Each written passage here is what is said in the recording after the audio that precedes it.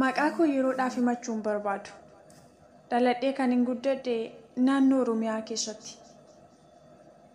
Maatiin koo na guddisanii akkuma nama tokko umuriin koo mana barumsaatiif yeroo ga'utti gara mana barumsa naannoo keenya jirutti na galchan.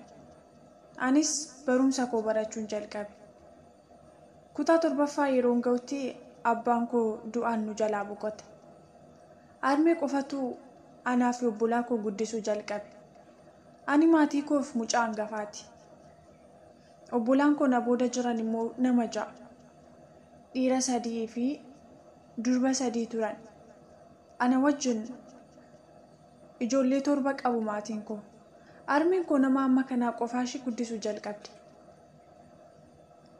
Anis dadhabbii harmee koo irra jiru ilaalee waan hin godhu waan hin dhabeef barumsa koo addaan kutee hojii guyyaa hojjedhee harmee gargaaree obbolaa koo guddisuudhaaf yaale. Innis gargaarsa ta'uu hin dandeenye. Isaa booda harmeedhaaf yaada tokko kaasee gara biyya Arabaa deemuun qabaa. Kanaafiyyuu namarraallee liqeeffadhuutii waan qabnus gurgurree gara biyya Arabaatti na ergiin jedheen. Harmeenis tole jettee imala gara biyya Arabaa na jalqabsiiste. Piroosesii na barbaachisu hundumaa nan xumure. Carrichis naa milkaa'ee yeroo jalqabaatiif gara biyya Beeruutiin deeme. Beeruut keessa yeroon jiraadhutti namni hundumtuu akkuma beeku rakkoo baay'eetu jira. Rakkoo sana hundumaa damdamadhee mindaan ja'aan argadhu hundumayyuu harmee koo irrattaan erga. Harmeen koos qarshii nan itti erguun obbolaa koo barsiisaa wanta isaaniif barbaachisu guutaa fi jiraachuu jalqabde. Mindaa koo ji'aan eegee harmeetti erguu malee kun naafaa taa'u jedhee yaadee hin beeku. Sababni isaayyuu duras harmee irraa ba'aa buusee obbolaa koos barsiisuudhaaf waan ta'eef yaadni koo hundumtuu achirratti hidhamee jira. Rakkinni baay'een na mudateera biyya Beeruut keessatti hedduu rakkadheera.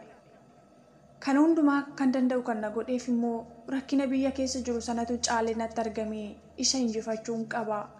Obbolaan koo sababa abbaan keenya nurraa du'eef barumsa isaanii dhabuu hin qabanii.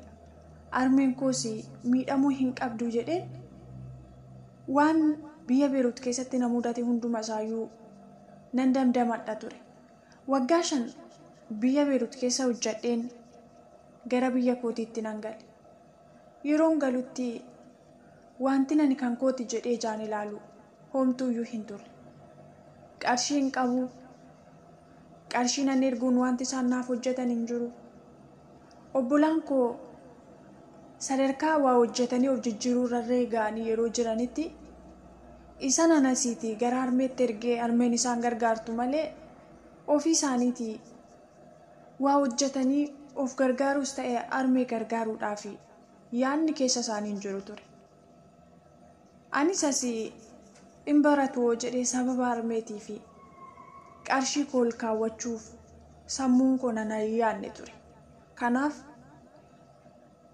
garuma isaaniittan erga. Isaanis waan qabatamaa ittiin godhatan homtuu hin jiru. Qarshii nan erguun yeroo sanaaf waan isaaniif barbaachisu guuttataniituma fixu turan. Isaan barumsa isaanii barachaa jiru. Harmeenis dadhabbiin dura ishirra jiru irraa bu'ee amma tokko boqotteetti. Ani garuu yeroon deebi'ee gara biyyaatti galu homtuu hin jiru ture. Baay'ee sammuun koo na miidhame. Humni koo dadhabbiin koo omaayyuu dhabee yeroon argutti natti dhaga'ameera. Isaanumtillee waan qabatamaa tokko too godhatanii isa ilaalee nan boqodhan ture garuu homtuu hin jiru. Yeroon itti yaadu rakkinichi sakaleessaayyuu caalee argame. Anis deebi'ee gara biyya Beeruutti deemee hojjechuun qaba jedhee murteessee ammas garuma biyya Beeruutittan deebi'e. Hojjechuun jalqabe. Qarshiin argadhu ammas deebiseetuma isaan irratti ergee amma tokko waan naa barbaachisus anaafis kaa'aa ofii isaaniitiifis akka itti fayyadaman ture yaadni koo. Waggaa 3 booda harmeen koo sin boqatte. Isaa booda obbolaa koo irrattan erguu jalqabe. Harmeen koo yeroo boqattus hin galle achuman ture. Sababni isaayyuu yoon ani biyya kana keessaa gale obbolaan koo qofaa ta'aniiru. Biyyatti galee immoo wanti inni ittiin hojjedhee obbolaa koo gargaaru homtuu hin jiru jedhee waan hin amaneef, homtuus immoo hin jiru waan ta'eef asuma turee isaan gargaaruun qaba jedhee murteeffadhe. Ammas waggaa 5 hojjedheen deebi'ee gara biyyaatti gale. Yeroon galutti waggaa 5 kana keessatti somtuuyyuu hin jiru. Obbolaan koo qarshii nan itti erguuni waan isaan barbaachisu hin guuttatu. Garuu isheen waggaa amma kanaa biyya ormaa keessatti dadhabdeetti kun isheedhaaf haa ta'u kan jedhan homtuu hin jiru ture. Anaaf ammas jireenyi ulfaataadhuma. Obbolaa koo barsiifadheera. Waan isaan barbaachisu guuteefiira. Harmee koo isheenani dadhabbii irraa buusuudhaaf isheedhaaf jedhee dadhabbii ishii, boo'icha ishii, gadda ishii arguun barbaadu jedhee ofii kootii barnoota koo addaan kutee biyya ormaa keessatti gubadhe. Deebi'ee argachuu hin dandeenye. Akkana yaadeen taane.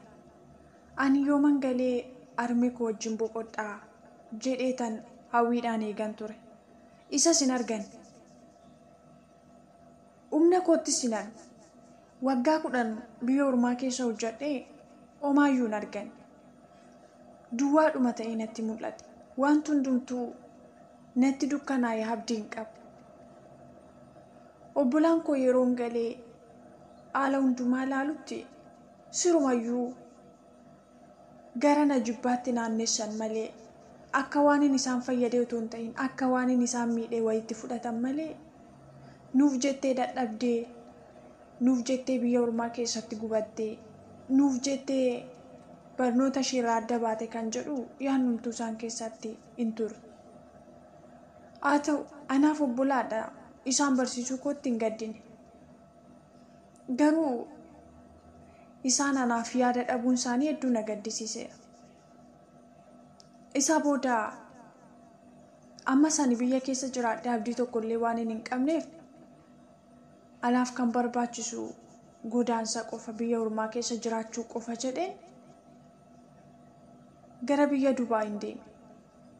Ammas obbolaa koo irratti yoon ergee anaaf dadhabbii malee bu'aan tokkollee akka hin jiraanne nan beeka. Baay'een isaanii barataniiru, jiruu mataa isaanii jiraachuu jalqabaniiru. Ani garuu jiruu mataa kootiiti kan jedhu tokkollee hin qabu. Nama naaf yaadu, nama naaf dhimu, nama ishee yoonaan jedhu tokkoyyuu hin qabu. Qofaa kootan hafe.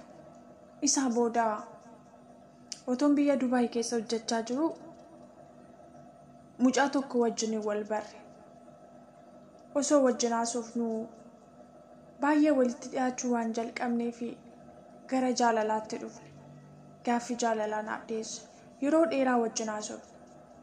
Naman itti boqadhu nama biraa waan hin qabneef isumattan boqadhan ture. Aarii koo, gammachuu koo, gadda koo waan inni namatti madhee boqachuu qabu isumattan himadha. Innis yaada koo baay'ee naaf hirmaata ture. Baay'ees na boqachiisa ture. Waan hundumaa waan hin dhabeef Waaqayyo sanaaf kenne jedhee Waaqayyoon nan galateeffadhan ture. Gara jaalalaatti eega dhufnee booda inni nama hojii qabudha. Kana booda si ga'a biyya ormaa keessa baay'ee hin jiraatiin koottammuma jiruun hin jiraannaa naan jedhee na jajjabeessa. Isaa booda obbolaa kootti qarshii erguu dhiisee jaalalaan baay'ee walii galleerra. Baay'ees wal jaalladha turre. Isa irratti qarshii erguun jalqabe.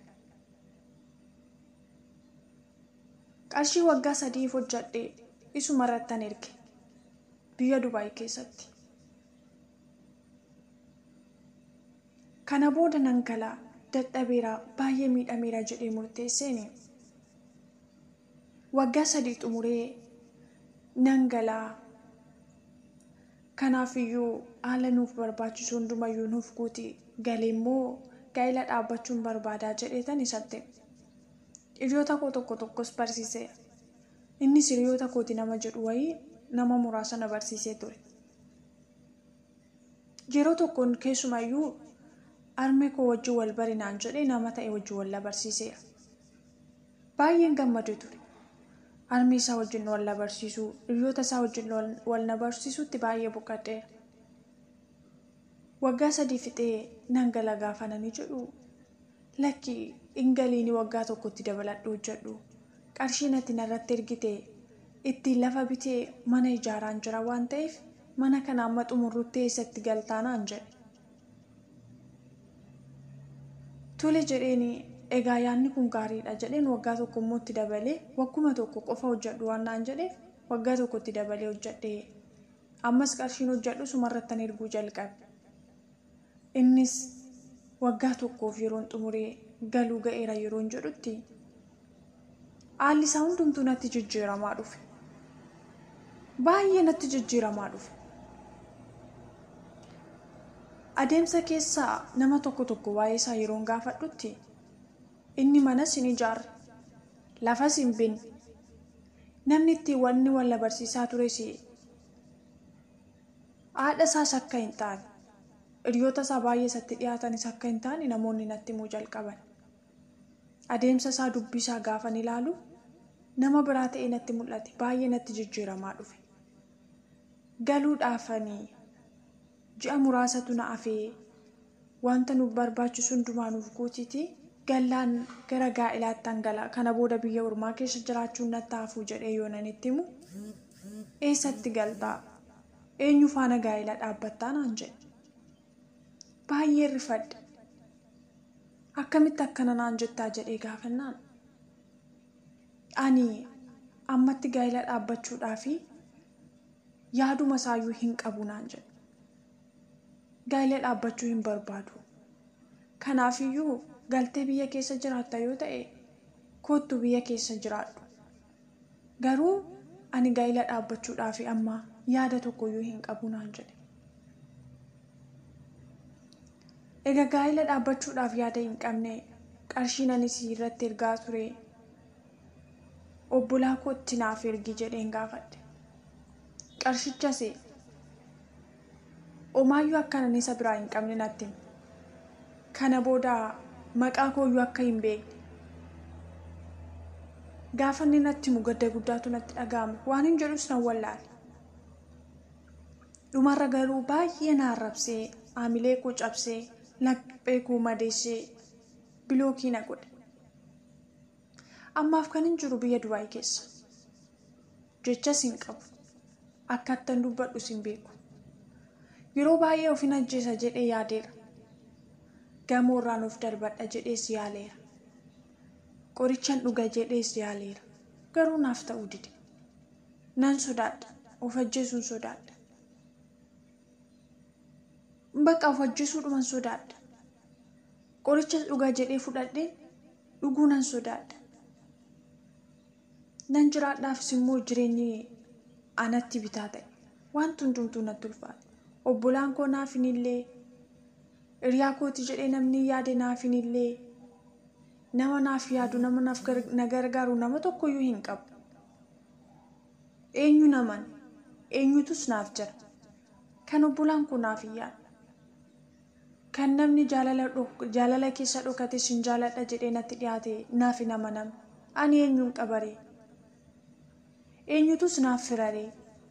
Eenyutus naaf dhimmaree? Biyya ormaa keessa taa'ee namni nan beekneyyuu afaan koo, eenyummaa koo, aadaa koo namni hin beekneyyuu naaf yaadee wajjin jiraachaa ture.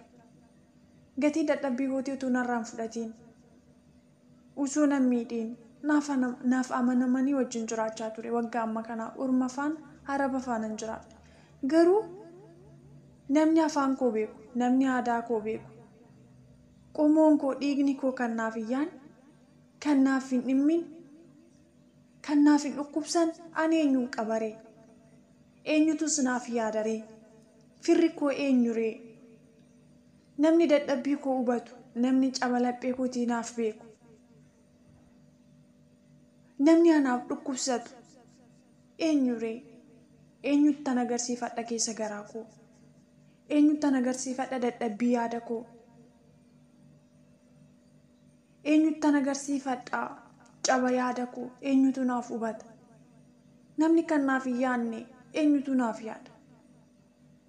Amma garuu wanti baay'ee natti ulfaateera. Of ajjeesuu moo yaalii hedduu godhee nan sodaadha.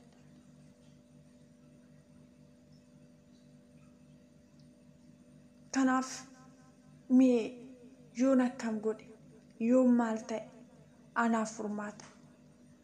Hiriyoota koo jaallatamoo, mee si yaada qabdan naaf qoodaa.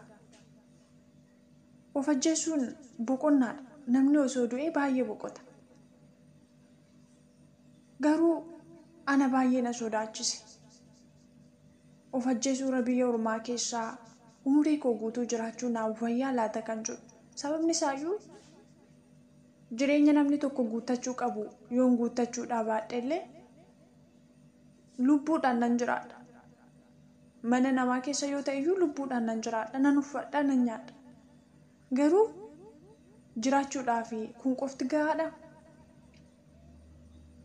Anaaf jireenya akka namaatti hin barbaachisu? Anaaf gaaffii guddaadha. Mee isin yaada maalii naaf qabdu?